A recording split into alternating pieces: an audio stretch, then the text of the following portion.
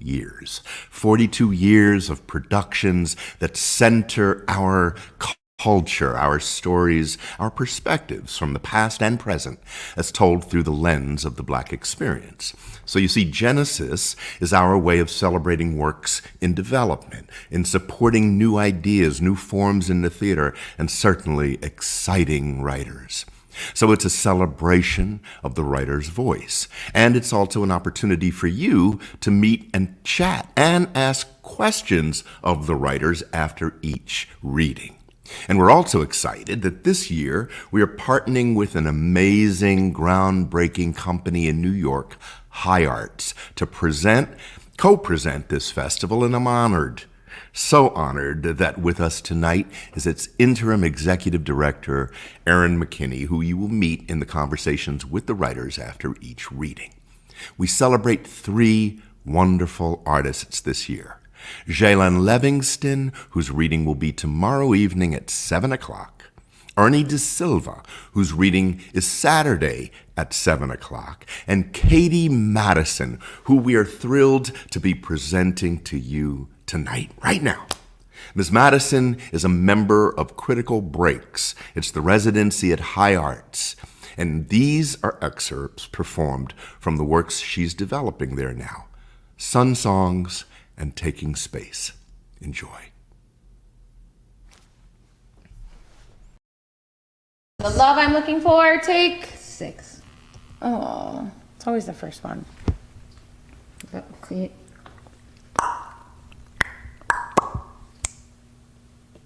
Clap.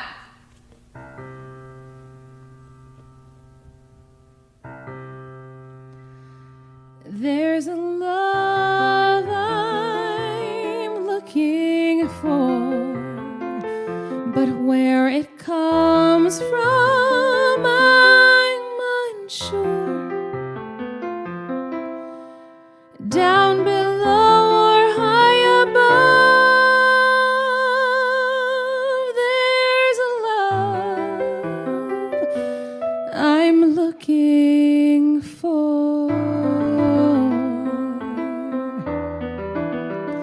If the river runs shallow and blood flows deep, then the salvation hallowed is the company we keep. Born into tradition, it's our birthright mission to transition through time together.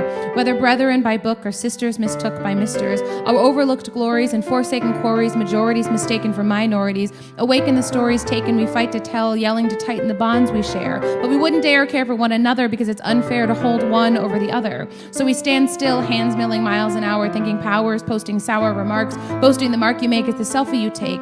When needing something real, what might be fake feels like it's feeding the heel that's stealing the light. Who's to say the way we use what we choose to misuse is or isn't okay? In this day and age, an upgrade can send you flying higher than you ever imagined. And the sky smells sweeter when the Citadel greeter is sitting at the gate looking you straight in the eye. There's a love I'm looking for, but where it comes from I'm unsure.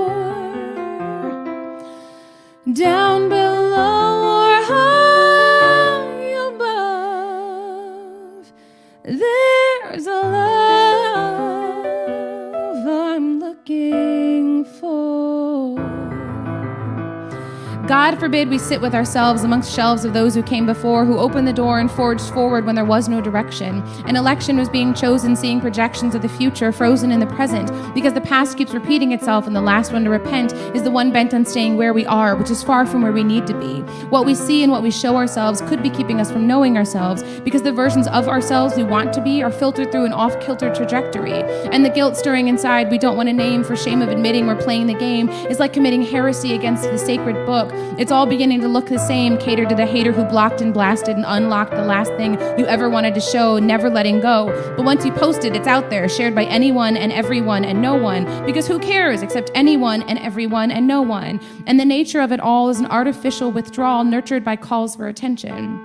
So I ask, where is the love I'm looking for that eases the disease to ignore things down below and above? Where is the love I'm looking for? I find myself back at the river looking deeper than before, wondering if the keeper of the truth is in fact the shore. The tide might wash away blood-stained lies kept at bay, but the goodwill spilled of our ancestors killed lived on day after day after day. The reverie of memories and melodies singing sweetly, and the harmony of the parts we disarm can be alarming. When we hear what rings clear, listening to things not so near, fear can bring a halt to our most human faults, stalling the call from those assaulting a progression of transgressions. And regression turns to depression. It doesn't care who you are or who you love. When I'm too distracted to look above or below, convinced I know the answer can't possibly be within, all I see is what I live without. But the river runs free.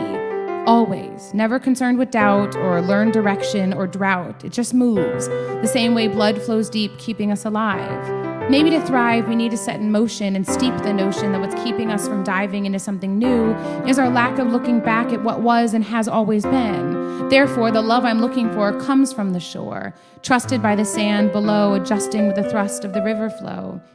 Kissing the hissing tide, striding above. There is and always will be love. The love I'm looking for.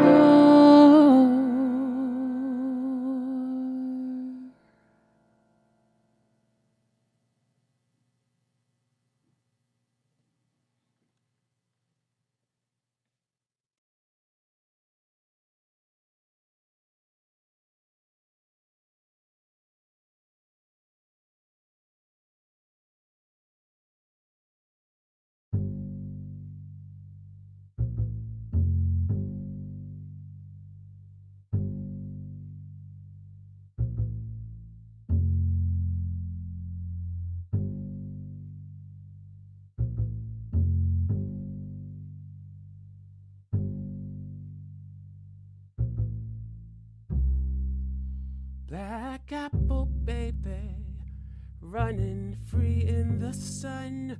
Black apple baby, journey's just begun. Black apple baby, grins from ear to ear. Black apple baby, untouched by fear. Black apple baby, feels the breeze on his skin.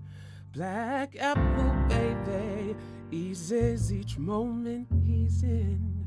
Black apple baby, can touch the sky. Black apple baby, knows he's meant to fly.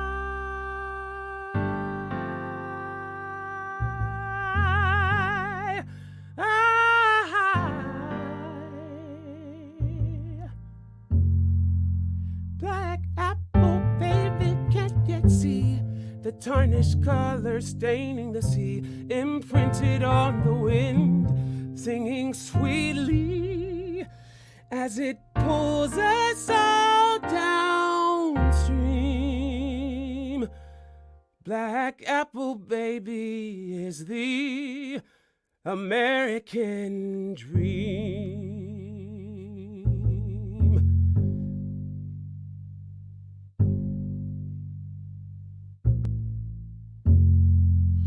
Black apple baby dares to cross the line. Black apple baby cares of his own design. Black apple baby, tender and strong. Black apple baby writes his own song. Black apple baby knows who is wise. Black apple baby sees through the disguise. Black apple baby doesn't talk to strangers. Black apple baby is keen to danger.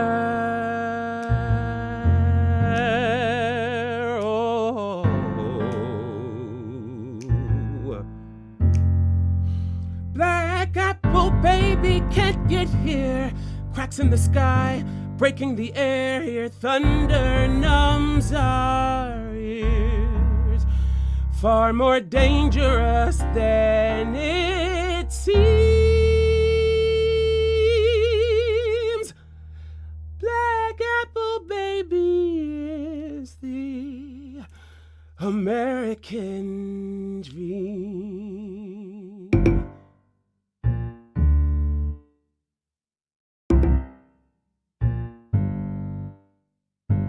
Black Apple Baby only looks back to grapple with uncertainty so he can see with certainty. Certainly the curtain he's holding will let in the sun, and it isn't the one Auntie told him never to touch.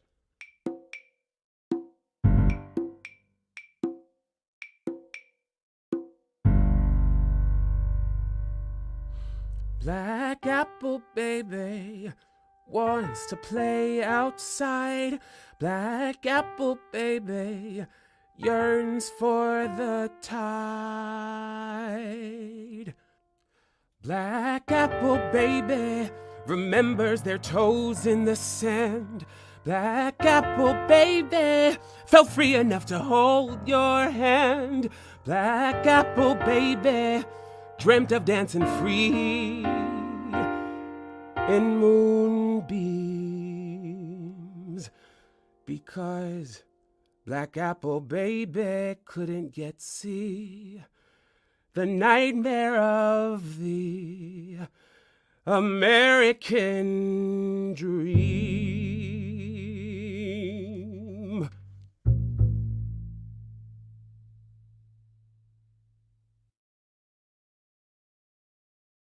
I admire people who play and sing. You know, this is Send Me Somewhere, take 4. Oh, that's why too. My light was off. That's okay. That's what I mean, yeah. Send Me Somewhere, take 4.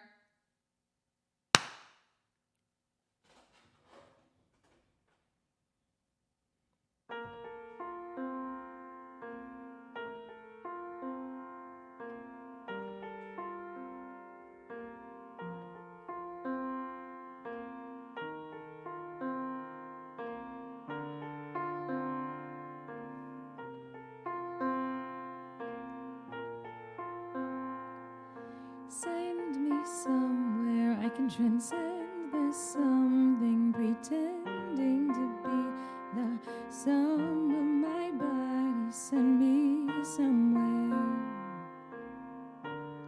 Send me somewhere.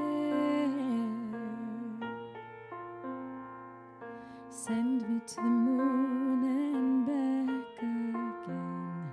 Send me soon to track the end where time stands still and the pendulum swings outside the expected rhythm. Send me to the stars where the air is clear. Send me far, but hold my heart near and close enough to feel it beat in time with the moments we're destined to meet.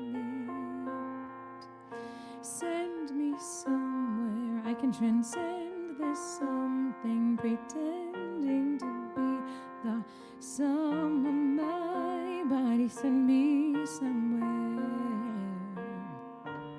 Send me somewhere. Send me on a comet to catch the breeze. Send me fast where moving's easy and the past subsides like gentle waves dancing to an unexpected rhythm. Send me out of orbit on a path all my own. Send me to a place I can call my home, unbound by walls or physical form. All we hear is the sound of the storm calling, calling,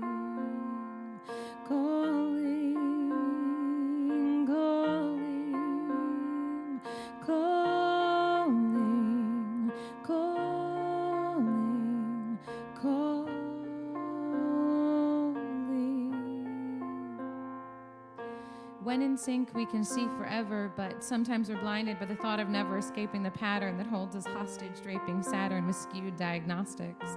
My seat is saved, and yours is too. All that matters now is what we do and where we go. Oh, the places we know we will soon discover. I'm uncovered and unfiltered, and if I tilt just a little bit further, I might rise enough to bend.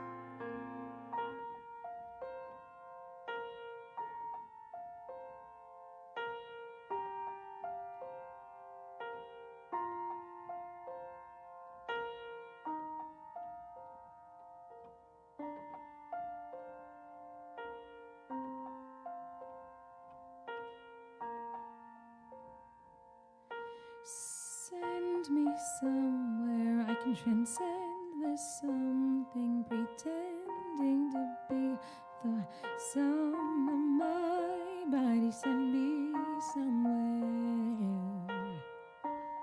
Send me somewhere.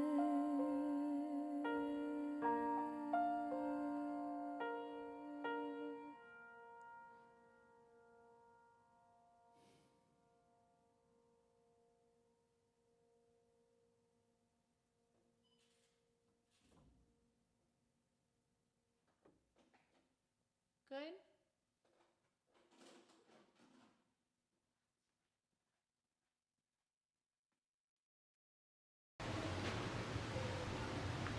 It's a happy thing.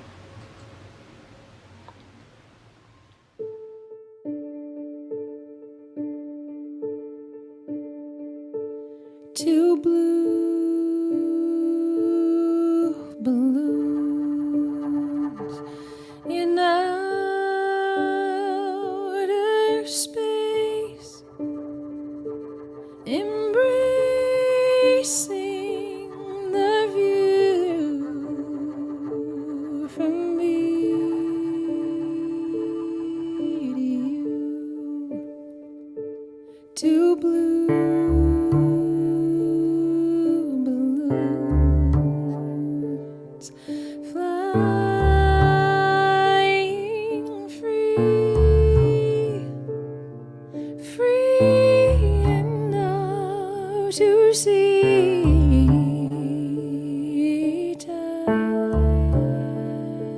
eternity, eternity where time stands still and billions of civilians land on your windowsill just to take a look at a sight so profound that might have found the light that grounds two blue balloons in outer space.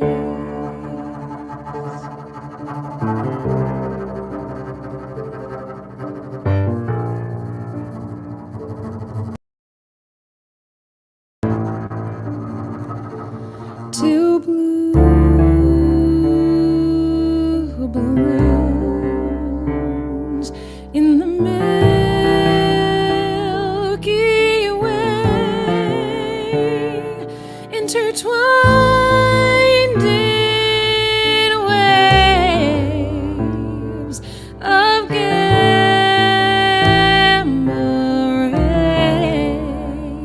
rays.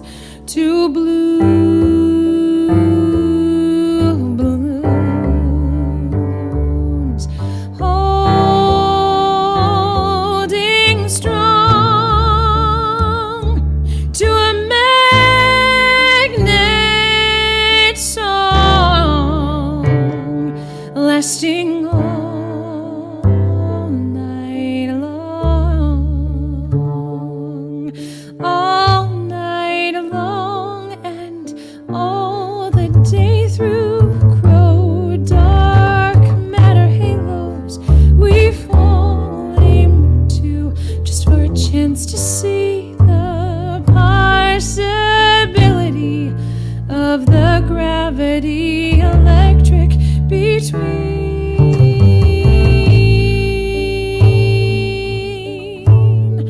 two blue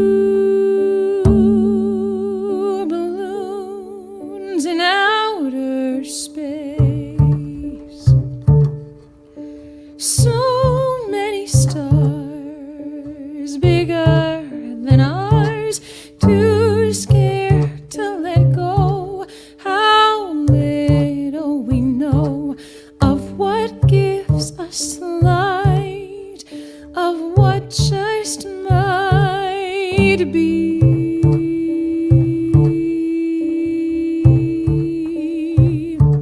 Two blue balloons in outer space, embracing the view from me to you. Two blue balloons flying free, free enough to see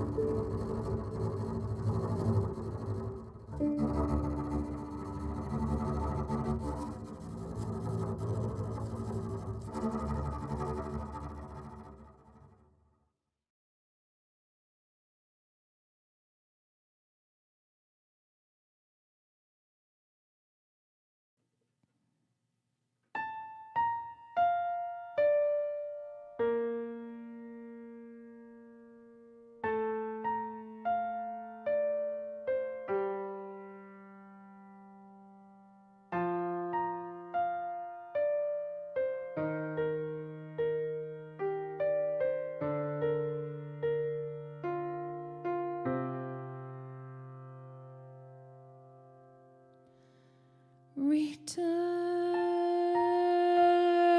to learn who you are is someone never far from who you were and who you'll be. You like me, see.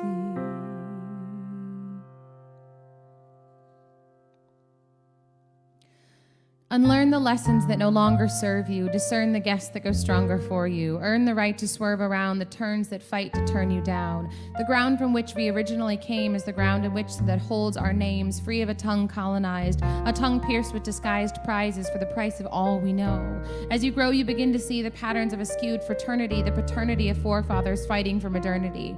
Our ancestors didn't bother. Maternity guides us back to our roots. Mother Earth never wore a suit. She never worked a 9 to 5. She just worked to grow things that could revive our spirit and all that grows within alive beings, breathing in deep to feel. Breathe it in. Let us heal from genetic scars. Let us feel real enough to touch the stars and know that yes, that is our right, and yes, it's not our job to fight. Their plight will trap them in the distraction of racism was never ours to win.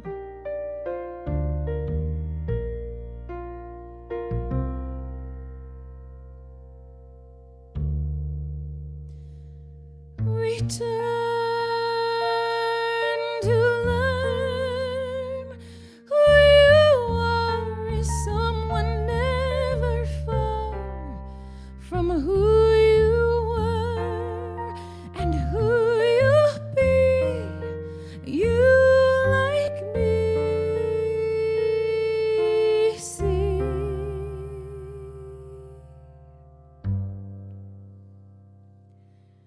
A summer stained in red and pain, one single black female made a call to gain enough words on a page to reach each black artist who took to the stage, preaching for unity. She teaches the power of you and me coming together to tell our truth, even if told in the music of youth.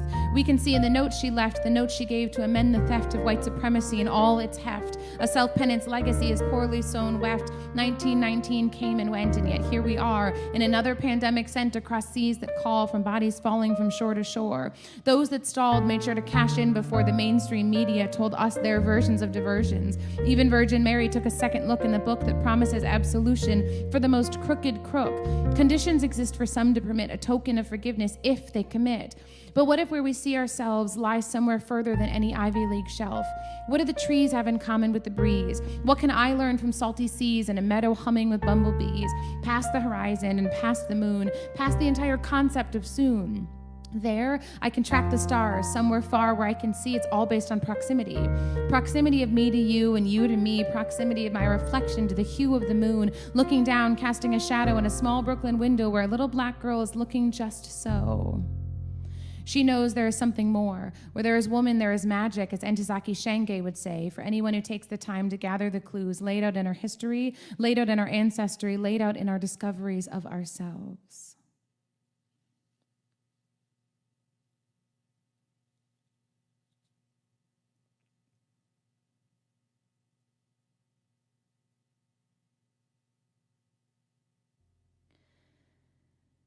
Return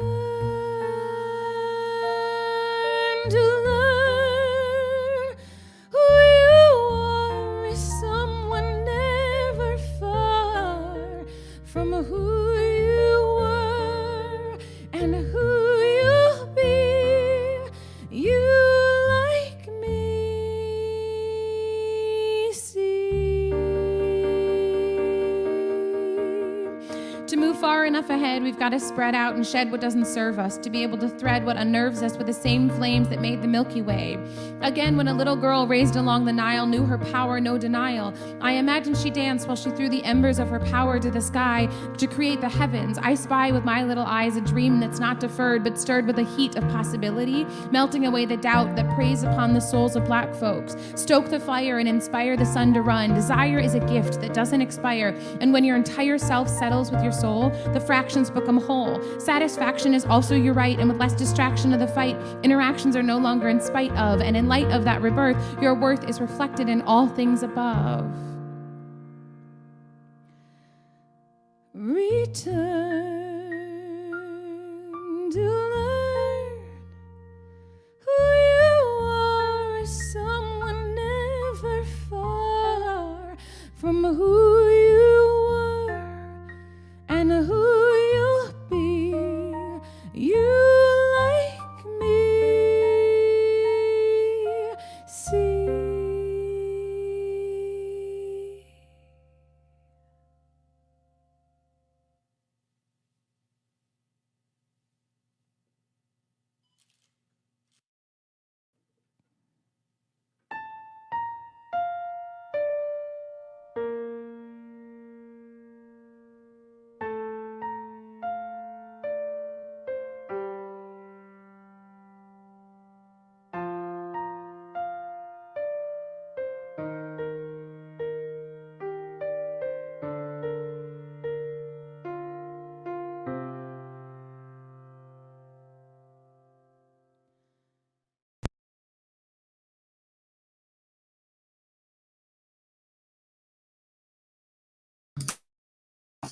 Wow. Wow. Thank you, Katie, for taking us on that journey. Thank you for those words, that music. Ricardo, Crossroads, thank you so much for this opportunity and this partnership. Wow, I'm still recovering from that beautiful, those beautiful few moments that we got to share with you, Katie. Thank you so much. So yeah, let's jump right into conversation.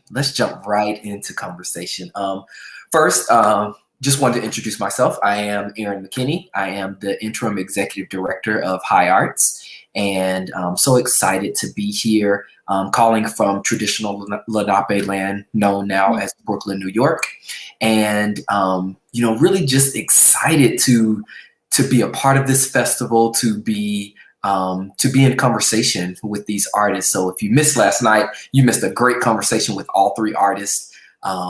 And then for the next 3 nights, we'll be getting a little more in depth with these artists. So I am pleased, and it is my pleasure to introduce Katie Madison. Katie is a Brooklyn-based musical theater artist. She received her BFA in musical theater from the University of Michigan and her MFA in musical theater writing and composition from New York University's Tisch Graduate Musical Theater Writing Program. Her compositions have been commissioned by the University of Michigan School of Music, Theater and Dance, Musical Theater Department. And also her show Taking Space, with which you heard some excerpts from tonight, was a finalist for the 2020 Sundance Theater Lab residency. She has also been one of the 3 finalists for the National Black Theater Soul Producing Residency. She has been a writer, composer, director, performer, and producer in various venues in New York. And currently, she is one of High Arts Critical Breaks residency, so resident artist. So she is in residency right now with us and developing Sun songs, and looking forward to that presentation on April 29th. So you can visit High Arts website or our social media and get more information on that. So ladies and gentlemen, Katie Madison, we are so happy to have you here with us tonight. Your beautiful voice and your beautiful words. So if you could, let's just start off very general. Just tell us about yourself and about your journey leading up to today. Thank you, all of you. Thank you, Crossroads. Thank you, this Genesis Festival. It's kind of nuts. I literally pulled out my dramaturgy work while I was watching, wanting to take notes. I'm like, oh, huh. Thank you, Aaron. Thank you, High Art. Thank you for I have family and friends watching, so thank you for people who are tuning in. I'm originally from Michigan. I was born outside of Detroit and then raised in Traverse City, Michigan, which is the cherry capital of the world. I moved to New York in 2011 after I graduated with my undergrad in musical theater performance. I showcased. My whole class moved to New York with dreams of being on the, Great White Way, which is a complicated phrase now we know, or just always has been. Anyway, how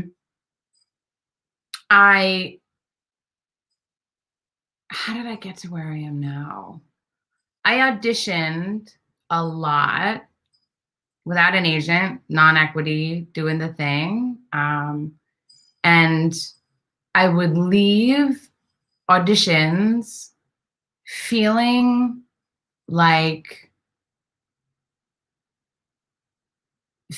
unseen and feeling I'll never forget, there was this it's so complicated because I don't want to bite my tongue because everyone's connected to everything, but then at the same time I think that transparency is important and brave, and so I don't want to my hesitation comes from my conscious choice to filter what I'm going to say, just because I think that's how I'm going to do it right now. Might be different later. But I was at an audition and everyone behind the table was white and everyone who was auditioning was not white. Everyone was Black. It was a room full of beautiful Black women. And we all started singing this song that is very known, and it was really magical. And I couldn't help but feel this. Everyone behind the table was kind of pointing and looking ooh, ah. And then when they made a cut there, it was very clearly colorism, just blatantly. And I have the language for these terms now, but I didn't at the time. At the time, I just was that didn't feel great.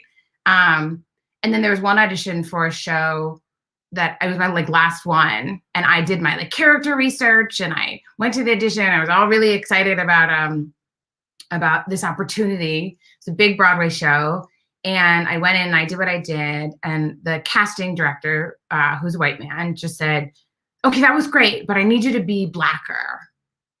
And I was like, I don't know what you mean by that, because I'm playing this character and I don't know if that language pertains to the character, and he said, I want you to, be the girl in the back of the club named Shaniqua with the, the big earrings and the big nails that everyone's afraid of. And I was like, I can't connect that to the character. And then the other thing that I was doing is my brain kind of went in a spiral about, is that what this character was always written as? This kind of anyway, so I stopped auditioning. I was like,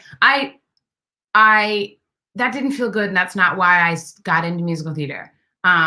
It's a lot, and so for a long time, I was just bartending and watching kids, and was this is what I'll do, and I'll make my money, and I'm in the wheel. And at some point, I have this thought that was like, I don't want to do nothing. And I think that I've identified a problem, which it feels like the people who are telling our stories on a huge level don't look like us. And that doesn't feel good. So then I was like, I can start writing. Also, it also coincided with the death of my dad. And I found that there was this ability for me to say things in music that I just couldn't say with my words. And I was like, well, I need to figure out how to do this because I don't really know. So I applied to school and I got in. And then, I've just been kind of like working my ass off, I've been working with everything that I have to hone my craft and learn as much as I can in order to unlearn all the other things. And then started reading and like finding myself in Blackness. And we have always been there. And that wasn't what I was given in my teachings. And so now I'm here, and even watching all the stuff that I shared, it's a little nuts for me because I'm just like, what? Like, in what world? I'm sure there are people watching too. It's like, is this what Katie does? Like, she kind of hibernated and unplugged and found and just figured out what I wanted to say, and then also gave myself permission to say it my way, because everyone's always got something to say about how you're saying what you say. At the end of the day, the way you say what you say is the only way you can save yourself.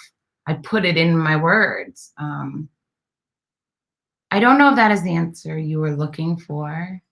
I'm looking for the answer that you have given. The answer that you give. Yeah. I just want to say, my God, from the conversation that we had last night, Katie, you were speaking about that issue of, well, how do people accept you? And I didn't know about this story about your audition, but for one thing, I'm glad you ended up where you are now. That's for one. That's the most important thing. But being a person who has come a little before you, I apologize, because I thought we had fixed that shit. I thought so. Because I was an actor and I went through the same thing, except that when I did auditions, I remember one in particular, just like yours, and they said the same thing, except they couldn't use the term, "Can you be blacker?" They would have been kicked out. They would have been put out there. So they did. So what they said was, well, can you be like a little more laid back, a little more like streetish or something? So I'm so sorry that you're going through that, that you went through that, because we should have gone beyond that. We as an industry, we should have gone beyond that. But I'm grateful that you got to where you are, because, pieces like Black Apple Baby, and how you responded to that child and what that's all about, and what he or she has in store that they don't know yet about the American dream, is what you're dealing with. You're putting yourself in it, and I thank you for that. Yeah, that piece too, like, shout out to Dan Belnavis. You can find his work online. He actually wrote a really brave piece about his experience in the theater. And unfortunately, these stories, mine is one of many, it's, I remember Black Apple Baby, I went to the playground across the street from my house, and I took my camera, and I was just sitting there, and there was this woman, and she was there with her nephew named Apple, and he was running in the sprinklers. And I have these beautiful pictures of this like beautiful Black boy, I think he was maybe like 5, and he was so happy, right? And she literally said to me, she says, "That's what it looks like before the world gets you." And so of course I went home and I wrote, and so there's a piece in Taking Space that introduces that, called Before the World Gets You. And that's what presented that that song, right? And Dan is actually the first person to sing something that I've written that wasn't me. I just was like, hey, I think I wrote this thing. Like, would you mind singing it? And it's kind of notated funny. And I had this idea and it's about this stuff. And he said yes, you know, and then after the fact, I found that footage, and that footage too, like I was looking for like public domain.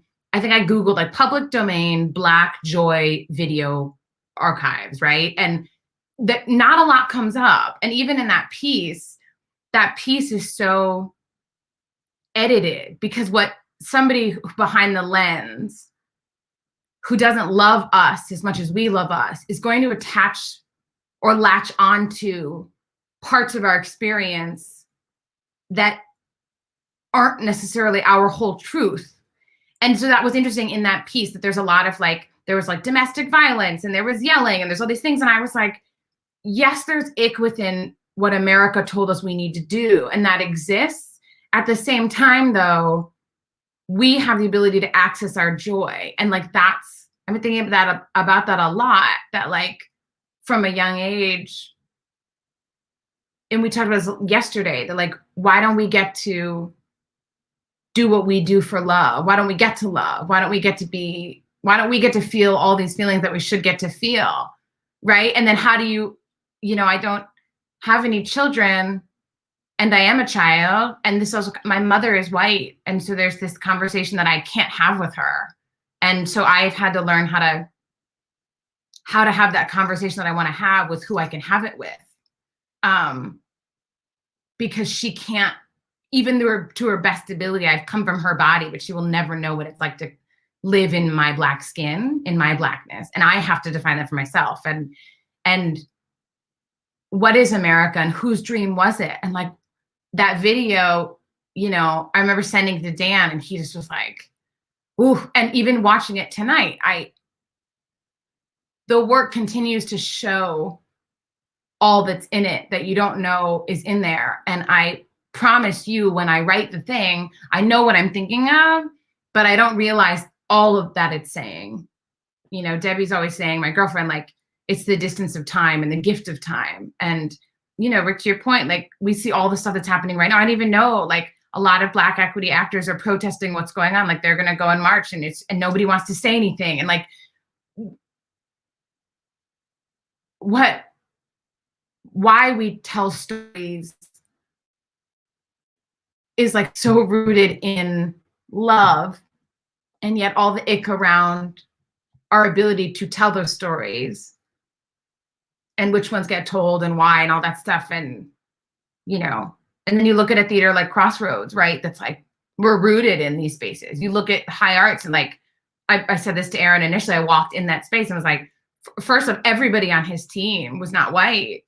So there's like this kind of base level of conversation that you were able to have. Like, there's still going to be stuff, but I just was like, oh, I don't have to censor myself.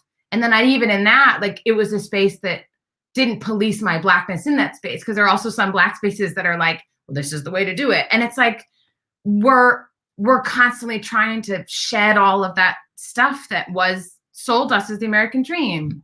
Anyway, I'm sorry that happened to you, Rick, and I'm sorry to anybody who has and is experiencing that in any job.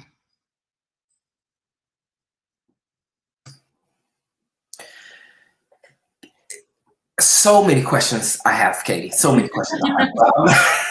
I want to go directly to the work that was presented tonight. And just thinking about you creating this work, you know, this work wasn't created today. This work wasn't created this week. But it's still so very relevant, like this actual minute. So 2 questions I want to ask about specific moments in that video. We just talked about Black Apple Baby, and in this moment, I have to name Dante Wright, and to think about the American dream for Dante Wright, who is no longer here. Yeah. But the other moment I want to ask about is, in return, there was this complete moment of silence after the spoken word before you started singing again. Was that intentional? Why was that intentional? Or what was the reason, or was it intentional? Because I've just found that sometimes silent moments are sometimes the strongest part of pieces, because it's what's not said, or it's that moment that you have to sit in and be with yourself or process what you just heard. So can you just talk a little bit about that moment of silence in Return? I so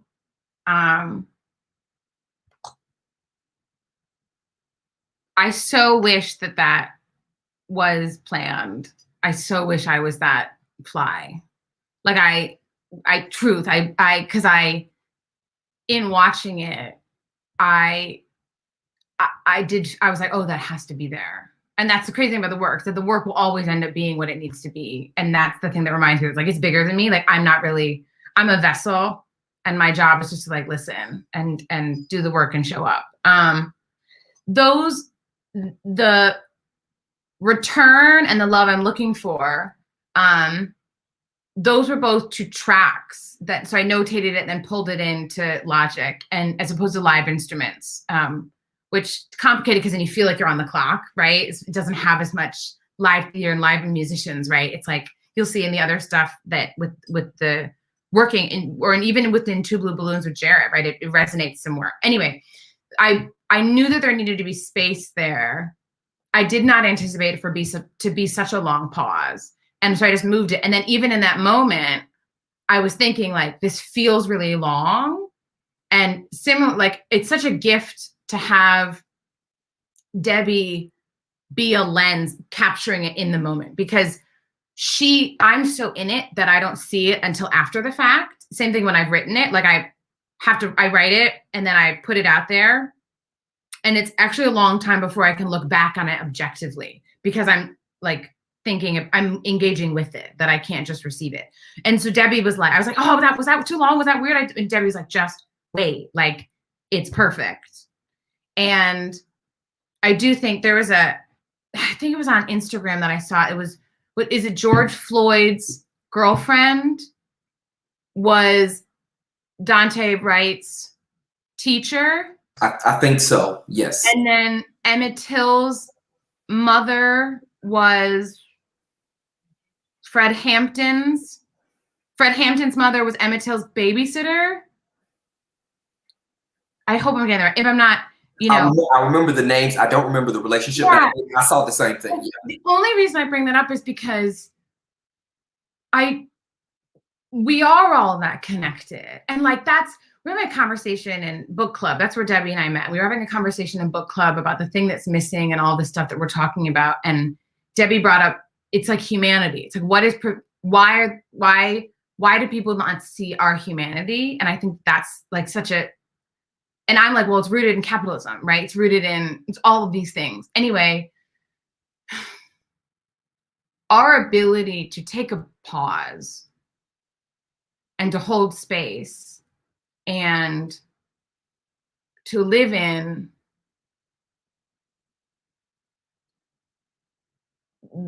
the truth is a gift. It's also like really uncomfortable.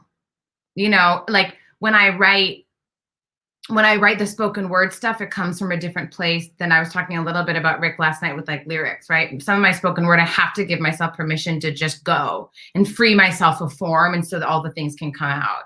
At the same time, I recognize that it is a lot of content coming to a listener. And my hope is that if somebody missed something, you will go back in and engage it and look up the references and be like, oh, what? Katie's talking about 1919 and where was that? Da, da, da. And then hopefully someday I'll give a dramaturgy, like a list of all my resources with my work, so people can go in and do their research and be like, oh, that's what she was talking about. But I do feel like our ability to take a breath in all of that is just as important, like you're saying, Erin, right? With Eleanor's amazing, like the nap, nap ministry and the nap time. Like,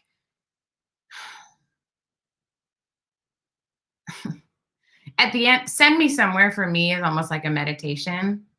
If I can sit at the piano and just play that motif over and over again and not worry about doing it, it's a meditative practice. And then by the time of it, at the end of it, and it's funny that it was caught on mic, was that breath. It's like, whatever we can do to find our ability to breathe, I think that we must do.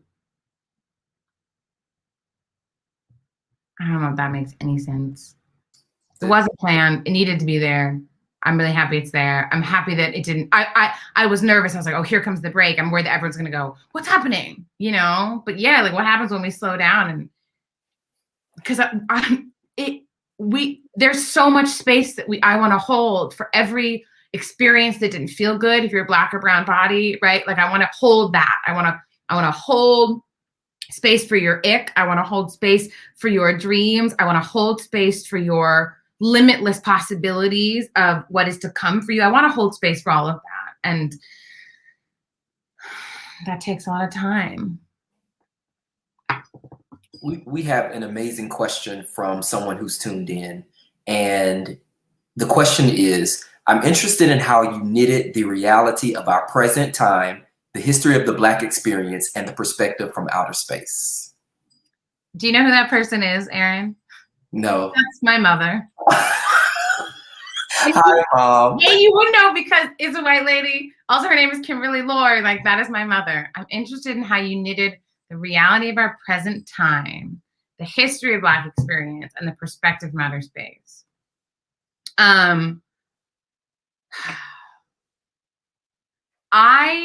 In order for me to understand what it was that I was experiencing in my own reality, because I chose to find myself in literature.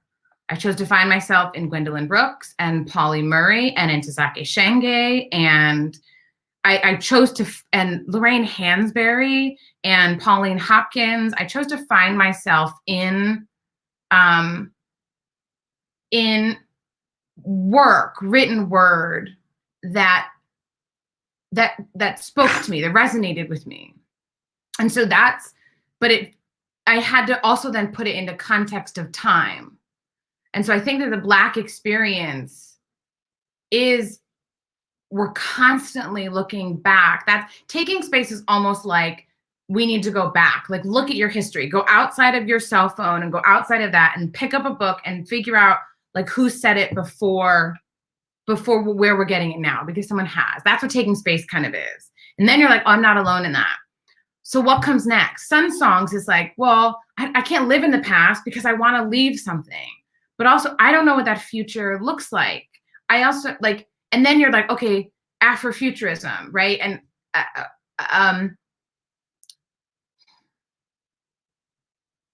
there has to be more than the confines of our experiences that are so limited here. And not here as in like just in America, but like on this planet.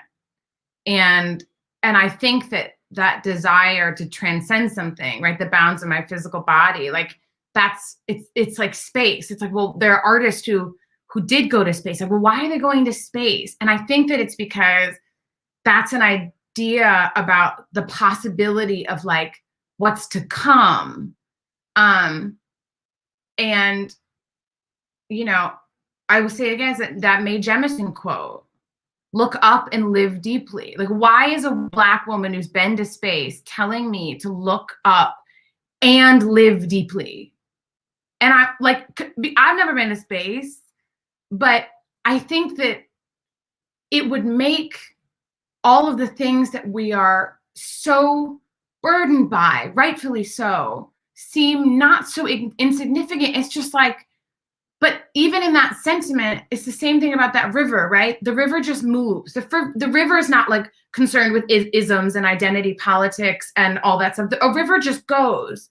And I'm like, so one of the things that I was looking up is Nabta Playa. I don't know if you guys are familiar with Nabta Playa, but they're basically, it's an African, you guys can go, this is my dramaturgy for my stuff. It originally came out, this is the original article in 1998, Letters to Nature in this like science magazine. And the Sahara west of the Nile in southern Egypt was a Hyperade and unoccupied during most of the late Pleistocene. Most of these words I can't even pronounce. Anyway, it's a group of rocks that are literally designed to, before there were markers of things, our ancestors were letting the stars guide us. And it was before there were clocks, and before there was Siri, and before there was, even written word. Our ancestors, because it's like 6,000 years ago, put these rocks in the planet before Stonehenge too, right? Like, of course we were doing it first. We were always doing it first. But we looked, they're literally set up geographically sound so that stars can tell them what time of year it is, and they need to know that. And so, in order for them to be able to grow their crops and travel, like all that stuff. And I was like, okay, well, our ancestors were looking to the stars too. Then there's this other crazy thing. This is an article in the Colored American magazine, dated May 1906, and it's called Education and Genetic Psychology. This is my dramaturgy. Like, you guys hear like a song and that's so beautiful, but this excites me. Anyway, it's written by a Black woman named Josephine Sloan Yates, and she is one of the first Black women to get her master's degree in science. Anyway, this whole article, she's looking at the relationship to our children, and she's like, our children are not getting something in education. And so she specifically she goes back to Froebel, and then she says, most educators agree that the child comes into the world with his heritage or instincts and tendencies. And when he reaches the schoolroom, he's already in the process of adjusting himself to his environment or to the world in which he lives, moves, and has his being. So it's written in 1906, right?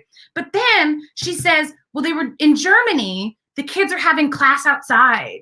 So like, and their kid, like, why are the Germans taking their kids outside? And you look, I don't know if you guys know about the Black school, I think that they're calling it. It was crowdfunded by a bunch of Black people, and they wanted to invent a new school that's like free of Eurocentric, westernized pedagogy. And there's another book too that I was reading about, I think it's Freedom Farmers, right? That's like, God, at the root of it, I'm sure my mom's like, what is she saying? She's not answering my question. I'm trying. Space is the natural world. And I believe that all of the answers that I need are in the natural world. And at the fundamentals of anything is that you're just made up of a bunch of atoms. What do I have in common with the river? What do I have in common with bumblebees? What do I have in common with the trees? Okay, well, I need light, I need air, and I need water. I also need fertile ground. I need community. These things, I believe, are the key to me remembering or figuring out how to live my best life in a society that's telling me I need all these things. You know, I think one of the other things your mother asked you was if you want to be sent somewhere, then where is this place you want to go? Where is this safe place? And as I listen to you, I think that, you know, when you talk about the scientists have always questioned the time and space parameters and the relationship between them. You a question in one of your lyrics, the relationship between the trees and the breeze, right? Right. And it's like, what is our relationship to that which provides resistance for us? And that's the stuff that makes us think that where we're going is some place we're expected to go that's freer, when in fact the free is right here. Totally. And it's in your meditation. It's in how you pull it all together. Right? Yes. There's a song that's not in it didn't make it in just because it's a duet. It's called Just One. And and it's a duet between two of the characters and from Sun Songs. I don't know who they are yet, but it starts off like, do you think we could stay for just one more moment? For just one more moment is all that I need. And then that's one. It basically, the other person then comes in is like, do you realize that you don't have to ask me permission to stay here because you're always meant to be here. This is where you were meant to be. But it was where you are. And so that's the kicker of like all the things, but well, where is it? And I'm like, well, I think that there's one knowing entity and then there's one that's not so and not so knowing. And then in those moments, and that's one of the kickers of the song, it's like, if we make a lifetime of moments of nirvana, then you've succeeded. And our ability to access that moment, that's the place. Mm-hmm. That's the like you are exactly where you're supposed to be. Yes. But it's like, oh, but I had to go through all this stuff to be here. And yes, it was always, Debbie will always says that. She's the first person I heard to say, she says, you're always talking to yourself from the future. And, and Lana Turner, one of the most brilliant, beautiful, Black women, she runs book club, and she says that's like, you are exactly where you're supposed to be, even in those moments that don't feel great. And so is that, for me, is outer space where I am?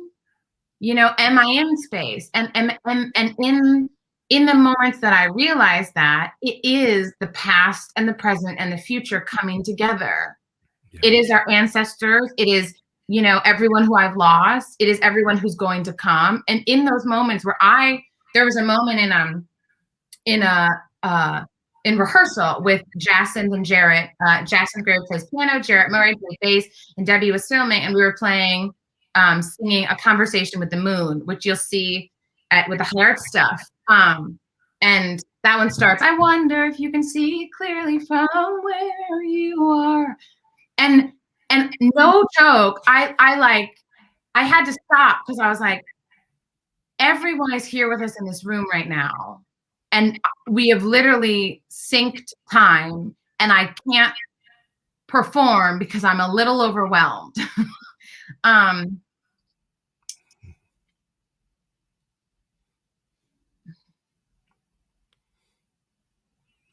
But you're where you must be. That's the point. You're where, Aaron, you asked that question. That pause was exactly where she had to be. Exactly. Speaking of transcending time and space and either speaking to yourself from the future or going back in the past, I have a really funny, not funny question, but a different question for you. Okay. How would you start a love letter to your 12-year-old self?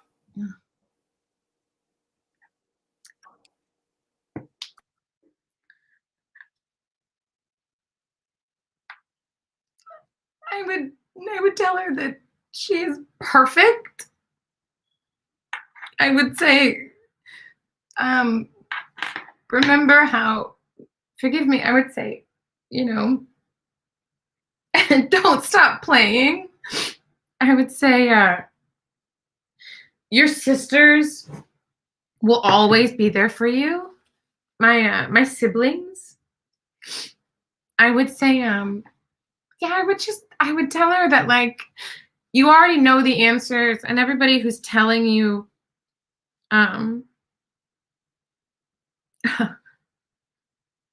would say you're going to be okay. I would say that, I would say play, love, explore, surround yourself with people who make you feel good. I always say, like, my therapist, but I, only had like 5 sessions, 3 of which were free, and then I couldn't afford it anymore. But my therapist told me that from one of those first sessions, she said, reciprocity is really important to you. And that's one thing that I think that I've had to learn, that I would say to my 12-year-old self, I would say, make sure that the people that you are giving to give back to you as much as you give to them. Thank you. Thank you for that. You caught me off guard, Aaron. I'm like, ugh. But you know, honestly, that only comes with because I've spent time with you. I mean, you know, like just sitting in the rehearsal room with you, watching you work, listen to how you speak about the work, listen to how you process the work, listening to even how you explain the lyrics, the songs, to the flow of everything to the musicians to your collaborators when you're getting ready to record. I mean, that is something that I could have asked in the rehearsal room, but I saved it for today's conversation. Just because I almost want to say I felt your heart so much. Like you give your heart even in a rehearsal. And I don't want to say that's odd for artists because it's not odd. Most artists, because it's your soul, you're giving your soul, you're giving of yourself. And it was, you know, it's just, yeah, that question was actually born out of just being in the space with you. And I almost knew that it would be a question that you would answer honestly and authentically, because that's just you. You know, and speaking of collaborators and, you know, this time that we're in, has your idea of collaboration changed over the past year? Or has it, or the way you approach collaboration, has it changed over the past year? Yeah, I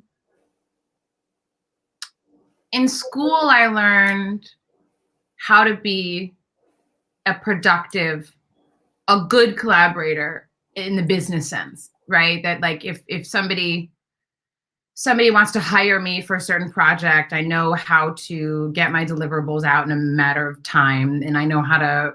I'm gracious. I know how to those things. I know how to, you know, adapt in different rooms, and I know how to do that. I learned that. I'm grateful for that. Where I am now is that the thing that I think that I've known, I'm learning that it is okay for me to say no to collaborations that don't feel right for me.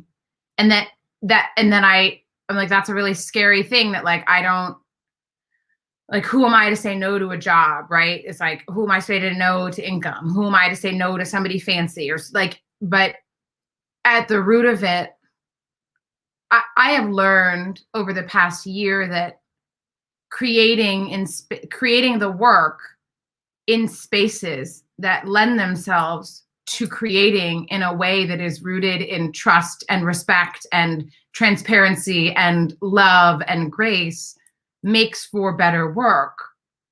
And this thing that we do as artists, as creators, as humans is bigger than us, you know, like just because I can doesn't mean I have to, you know, and I've gotten better at seeing the things that don't feel right. Like sometimes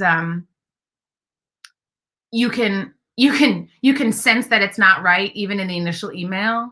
You know, you're like, oh, you know, or then like being in a production where you're asking questions about the character, and then that resistance, right? Like you're like, how long is it going to be before that ick shows itself? And I love to tell stories. I do. And I love to have enough money to pay my rent and to keep the lights on and to, at the same time, the cost of creating in spaces that aren't actually rooted in, that aren't synonymous, like with my fundamental beliefs, they're not worth it. And so, and then that's crazy because you get in the spaces like with, you know, even in our initial conversation, Aaron, there was you hold space, and then it has only grown. And there's other thing too, when you say no to something which feels really scary, the universe rewards you like tenfold after the fact. Like it always does. And there are people who are working really hard to have work made in spaces like that.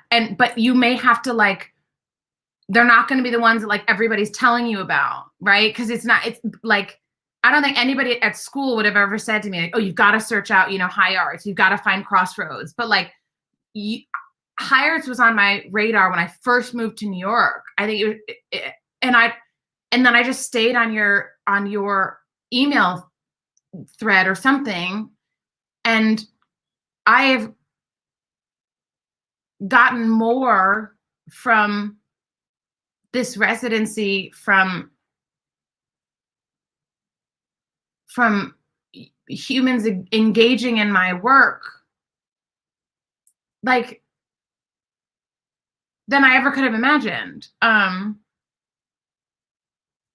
Collaborations is a gift, because like when you are in those spaces that feel good, and you're with a community that is also like, and not everybody will use the same language to do it, right? Like lighting people use lights, like Jacinth uses his fingers, Jarrett uses his bass, Debbie uses her pen and also the camera, like whatever costume uses costumes. We all find a different way.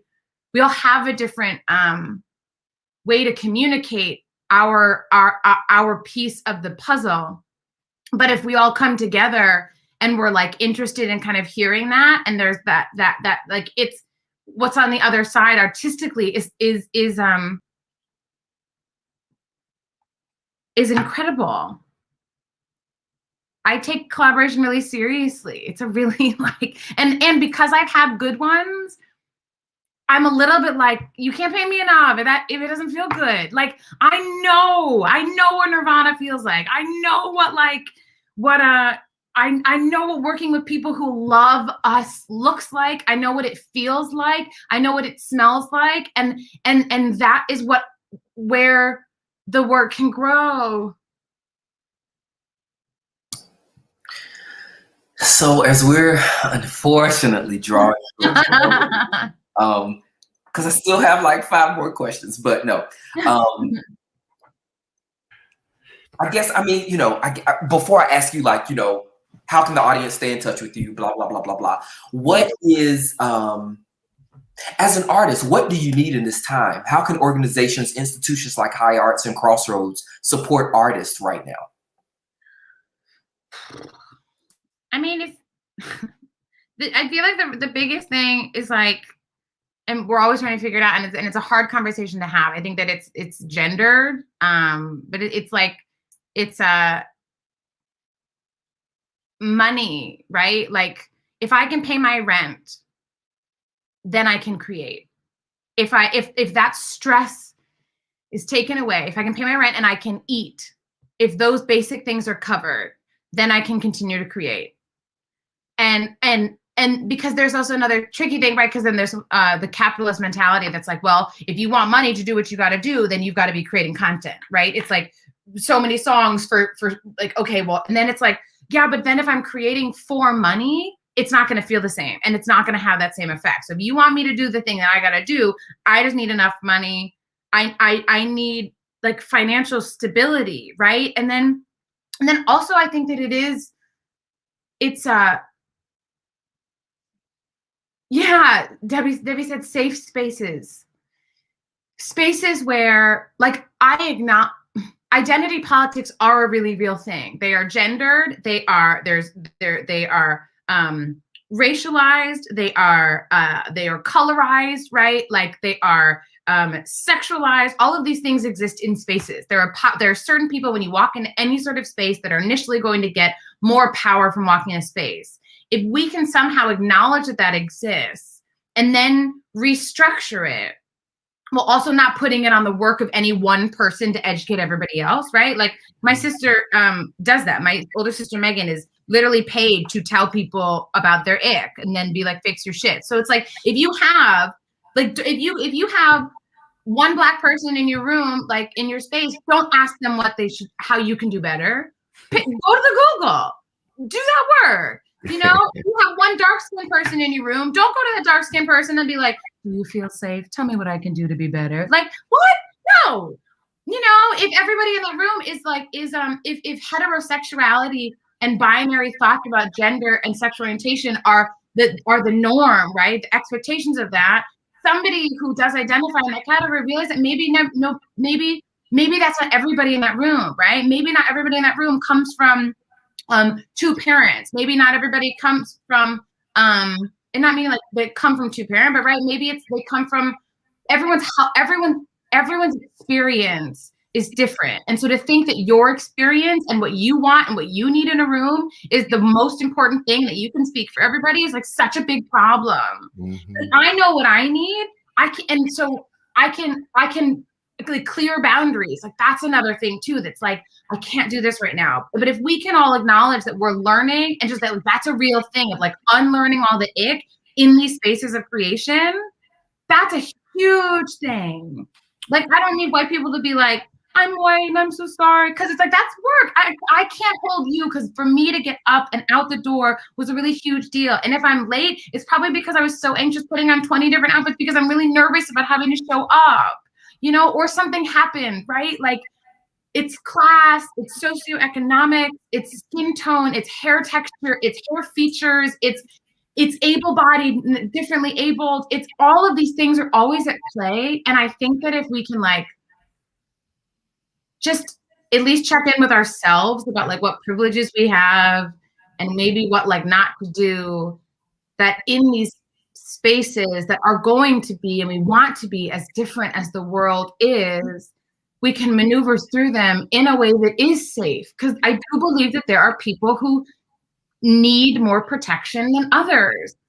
And when we are constantly protecting ourselves and our light and censoring ourselves, we don't always have it in it. And there are people who have more power who can, you know, bust down walls. You know, I come from a white mother. I'm light skinned. I have all these degrees. I speak a certain way that will allow me, the people, to receive what I'm saying. And in school, I couldn't say anything. I didn't have the terms, and I flubbed my words, and I was always talking about blackness. And everyone was like, "Oh, Katie would be so cool. She just wasn't always talking about blackness." And it's like, I'm black. That's my truth. You know, like. But I don't think that all of us have to do the same thing. I think that some of us can find our safe space. Some of us need to address the oppositional issues. Yes. Bell Hooks. You spoke of her last night. I mean, we all have different spaces we need to push our journey into. What's that? Yes. That's right. Oppositional gaze. Yeah. We each have our roles to play. Yeah. I love the role that you're playing. I love and you don't even know you're playing a role. You're just trying to find yourself, be yourself. And that is so appreciated. Erin, I can't believe that I do believe, what am I talking about? That you gave her such a special space at High Arts to be able to find stuff and discover. And you know, we're in a world where people say, well, what are you talking about? You're artists, you're doing what you want to do. What more do you want? Well, they don't get it. So, we don't have to be mad at them for not getting it. We just need to take care of ourselves. And that is what you're doing, Erin.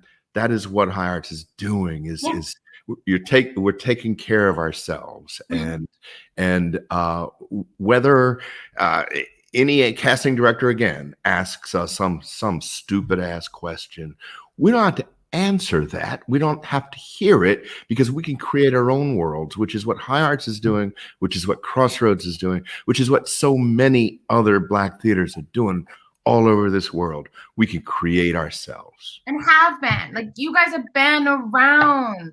There are spaces that have been around, and like, it's so exciting that there are new spaces that are coming up, and at the same time, there's a lot of places that could really benefit from like young minds who are like excited about how to do the thing. And like, bridging that gap. And like you guys have been doing the work.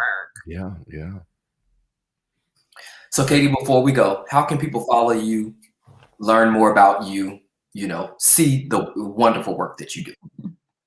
I will be I have a performance, a share, not even performance. We're going to take that term off of it. It is a share of my work in progress with High Arts, April 29th at 7 o'clock. That will be featuring Jarrett Murray on the bass, Jasmine Graywood on the piano, and the amazing direction and photo video from Deborah Cowell. I have a webpage, kvmadison.com. I post on Instagram. Those are my places. Yeah. My Instagram handle is at kvmad. You can find me through Crossroads. You can find me through High Arts. Yeah. Thank Find you. her. Like it's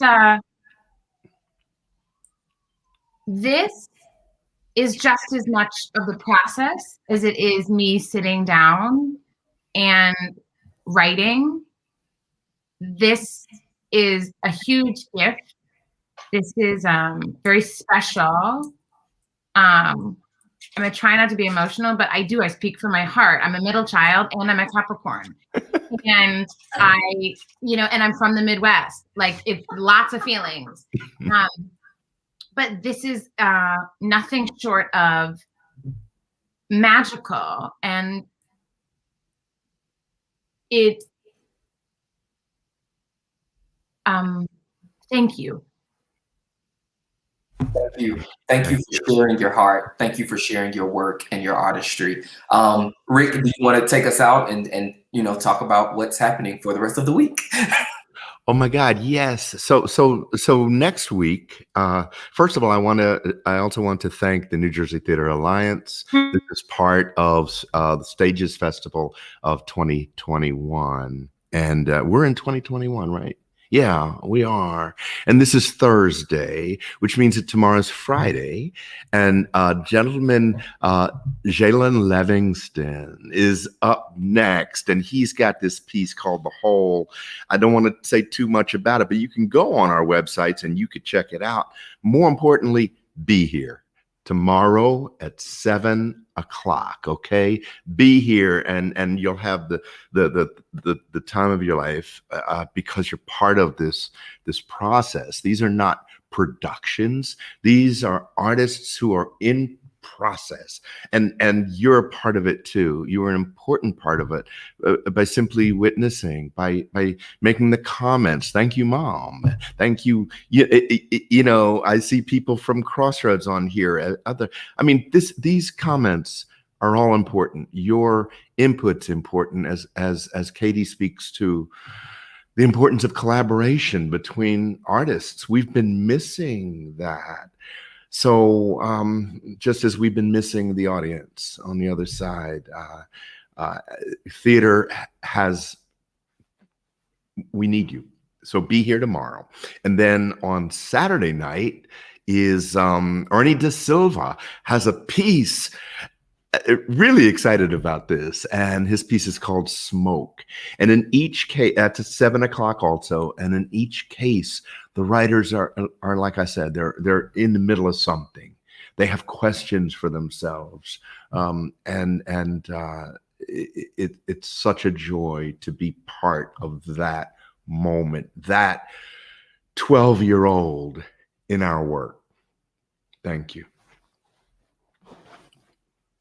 So anyway, I guess you're saying take it out. Is that what you're saying, Aaron? That's it. Take it All out. right. I think we're done for the night.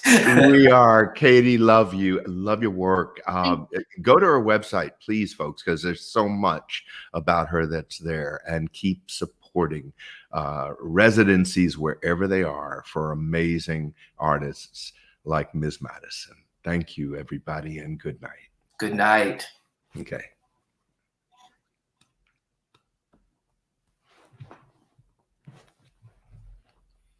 And thank you too, Aaron, because you're still there. I see you. I'm here. Thank you. You're there.